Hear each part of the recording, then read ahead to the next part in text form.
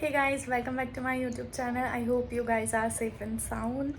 I know you all guys are wondering that what happened to me. I got a lot of texts from you guys that what happened to you, क्या हुआ है आपको, are you sick, are you okay now, are you fine. Thank you so much. पर मुझे ना fever हुआ था ना वायरल हुआ था, मेरा एक्सीडेंट हो गया था. अब तो ठीक हो गई मैं काफ़ी. सी अब तो शायद आज ट्यूसडे, आज वेंसडे है, तो एक हफ्ता हो गया है ऑलमोस्ट एक्सीडेंट को. तो अब तो काफ़ी मैं ठीक हो गई हूँ, but still it's hurting, it's paining. Let me show you guys. सबसे ज़्यादा इसी पैर में लगी थी और सबसे ज़्यादा स्वेलिंग इसी पैर में थी काफ़ी टाइम तक. इवन अभी भी है स्वेलिंग बहुत ज़्यादा सी. बट अब तो काफ़ी बेटर फील कर रही हूँ मैं. अब तो काफ़ी मैं ठीक हो गई हूँ क्योंकि आज वेंसडे है और आज शायद एक हफ़्ता हो गया है मेरे एक्सीडेंट को. तो अब तो काफ़ी बेटर फील कर रही हूँ. थोड़ी बहुत स्वेलिंग है, जिस साइड से मैं गिरी थी उस साइड थोड़ी स्वेलिंग है. पूरा ब्लू ब्लू हो जाता है ना, वो इंटरनल इंजरी की वजह से वही है बस. तो थोड़ा मूव करने में प्रॉब्लम होती है, बाकी सब ठीक है.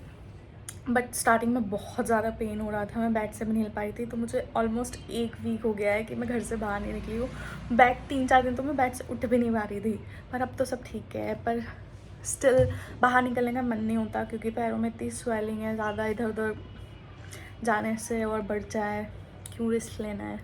और मैं ऑफिस भी नहीं जा पा रही हूँ. बट अब शायद मैं कल ऑफिस जाऊँ क्योंकि अब मैं थोड़ा ठीक फील कर रही हूँ. घर पर रहकर मैं लिटरली बहुत ज़्यादा बोर हो गई हूँ. फ़ोन भी इतना यूज़ नहीं कर पाती थी.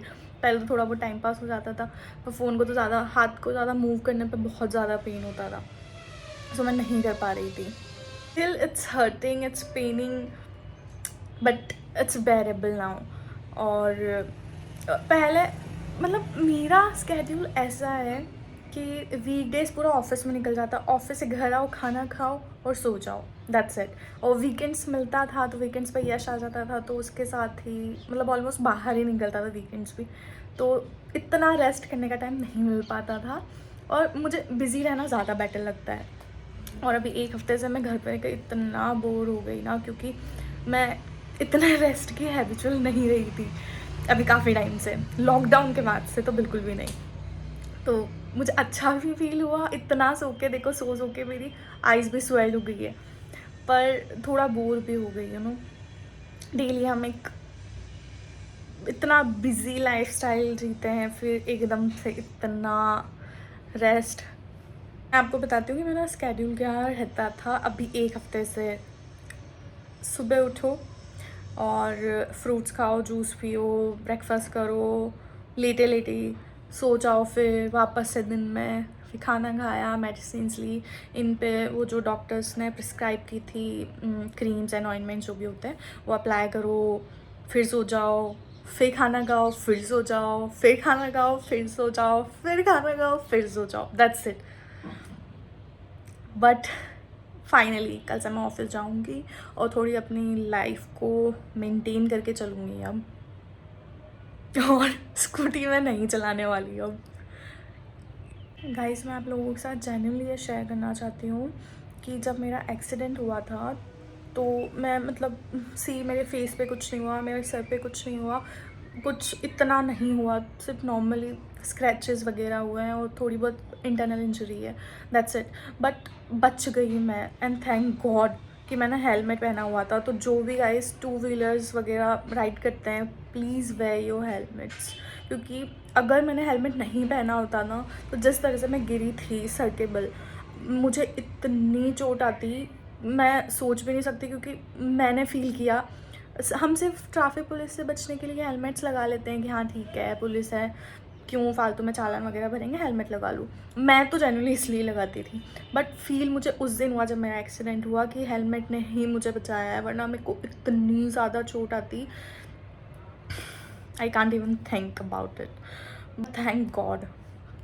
तो आप लोगों से भी मैं यही रिक्वेस्ट करना चाहूँगी कि जो भी 2 व्हीलर्स यूज़ करते हैं, प्लीज़ वेयर योर हेलमेट्स. आप लोगों से बात करते करते कब रात हो गई मुझे पता भी नहीं चला. सी, पहले मैं सनलाइट में रिकॉर्ड कर रही थी और अब इतना डार्क हो गया है.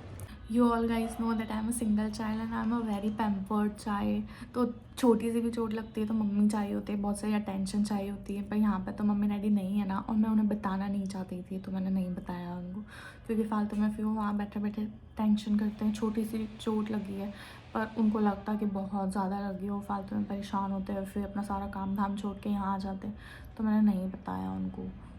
अब तो बता दिया जब मैं ठीक हो गई, पर उस टाइम नहीं बताया क्योंकि उस टाइम तो मैं खुद इतने पेन में थी तो मैं नहीं बताना चाहती थी। बट थैंक्स टू यश, उसने मेरा बहुत ज़्यादा ध्यान रखा है, और मेरी मदर इन लॉ मेरा बहुत ज़्यादा ध्यान रखते हैं, दोनों मेरा बहुत ज़्यादा ध्यान रखते हैं। मतलब I am lucky that I have a boyfriend like I am lucky that I have a fiance like him. I am still stuck in the boyfriend zone. Fiance पे मूव ही नहीं कर पा रही हूँ, और जब तक फियांसे पे मूव कर पाऊँगी तब तक मेरी शादी हो गई होगी और वो मेरा हस्बैंड होगा, मैं इंट्रोड्यूस करवा रही होंगी, hey guys this is my fiance.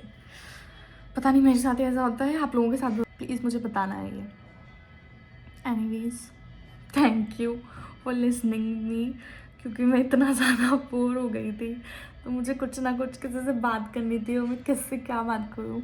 और मुझे ये भी शेयर करना था कि प्लीज़ वेयर योर हेलमेट्स, और आपको कुछ बातें भी करनी थी तो मैंने रिकॉर्ड कर लिया। Thank you for listening, bye bye.